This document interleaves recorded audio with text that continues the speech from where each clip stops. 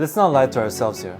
We all have bad habits. We all try to change them. But we know willpower is overrated. We all want to be rich, fit, and healthy. We all want to travel the world and have adventures, be good with women, and feel fulfilled and respected. But where do we start? I was just like you, driven but unaware to how to make myself to stick to real change. But first, let me tell you a little story about myself. Back in 2020, when the pandemic just hit, I had just broken up with my girlfriend of 2 years. I ordered pizza, played lots of video games, habitually watched porn, and watched a lot of Netflix shows, especially the Friends that was still on the Netflix back then. My bedtime was oftentimes 7 a.m. I would smoke weed, go to my car, listen to music, just enjoy myself. I didn't exercise and my mental focus was out the window. You can guess just how hard it was for me to get a momentum going on my self-improvement journey. Nowadays, I go for a 30 minutes run before every one of my shifts at 7 a.m. I lift weight 3 times a week and I follow through with other non-negotiables that I set for myself. And if I were to talk to myself back in 2020, I would be mind blown. I know lots of you guys are in the same kind of lifestyle and just want to take matters into your own hands, but you're not sure where to start and how to do it. I can't speak for others, but here's what I know about self-improvement. Self-improvement goes in 3 steps. Step number 1 is to get motivated by listening to some self-improvement content, whether it be online, whether it be from one of your friends. Step 2 is setting a plan of action and getting started. Step 3 is getting disciplined and being consistent. So number 1, for us to get started, we have to feel uncomfortable. We can't be having a great time and want to change our lives at the same time. It just doesn't work that way. If you want a better life, you need to feel uncomfortable with your life situation right now. And you need an abundance mentality. You need to know that you aren't where you want to be and that you can get whatever you want in this lifetime if you really put your mind to it. If you don't have what you want, know that what you want is out there and be enraged that you don't have it. The feeling that you get when you see someone online taking out a beautiful girl, making her laugh confidently, flying on private jets or driving fancy cars, traveling, meeting awesome people should fire you up.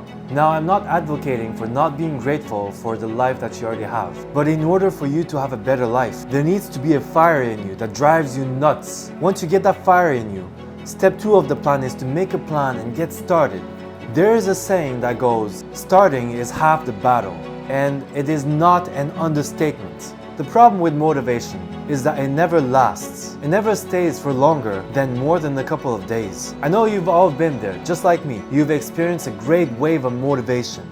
You want to go out there and slay the dragon. Maybe you were even super enraged and were ready to take on the world. But if you don't act quickly on that motivation, you lose this window of opportunity to get started. When I started being consistent with going to the gym, I understood that done is better than perfect. I understood that getting my foot inside the gym, getting changed and doing my 5 minutes of jogging for my warm-up was the most important and the hardest part of the whole going to the gym. Once the warm-up was done, after I ran 5 minutes and I changed and I'm already a little bit sweaty, it was very easy for me to just go and hit the weights. That's why if you can use that initial motivation, that fire in you that wants more out of life, to lock yourself into a commitment of self-improvement and get started, then you are already ahead of the curve. Now step 3 is probably the most important one of all, consistency. Once you have started envisioning yourself having a better life and have taken action towards improving yourself, you will feel demotivated eventually. The process of bettering yourself is a very painful and uncomfortable process. Comfort is the enemy of growth. Easier said than done. You need to push yourself through the discomfort and stick to the plan. This is where most people fail and where you can separate yourself from the rest of the people. This is where it gets hard. When you have already made a plan to hit the gym 3 times a week, when the day comes and you need to grab your bag and go to the gym, your mind will come up with 1,000 excuses of why you don't need to go. Your mind and your body will both tell you that you don't truly need this gym session, that you can just skip for today. You start rationalizing that the life spent hanging out with the boys on the weekends or playing games and ordering takeout again isn't all that bad. You think that one workout missed won't change a whole lot. All that is BS. The truth of the matter is, we suffer more in our imagination than in reality, said Seneca, a great philosopher.